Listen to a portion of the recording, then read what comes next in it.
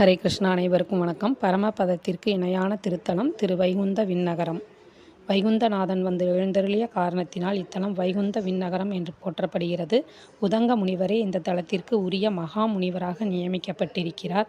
சுவேதகேதுவும் அவனுடைய மனைவியும் மேலும் பல காலம் இத்தலத்தில் வாழ்ந்து தான தர்மங்கள் முதலான சேவைகளை செய்து இறுதியில் வைகுண்டம் அடைந்தனர் என்பது வரலாறு. இது பரமபதத்திற்கு இணையான தலமாக போற்றப்படுகிறது. உபரிசிர வசுவும் உதங்க மகரிஷியும் இப்பெருமாளை வேண்டி வைகுண்டம் பெற்றனர் என்பது வரலாற்றுச் செய்தி. தனது நடனத்தை முடித்துக்கொண்டு 11 சிவன்களும் ஒரே சிவனாக மாறி இந்த பரமபதநாதனின் அருள் வேண்டி ஐராவதேஸ்வரர் என்ற பெயரில் காத்திருந்ததாக ஐதீகம். இப்பெருமானும் கருட சேவையில் கலந்து கொள்வார். பரமபதத்தில் உள்ள விரஜா நதியே இத்தலத்தில் விரஜை தீர்த்தமாக இருக்கிறது என்பது வரலாறு.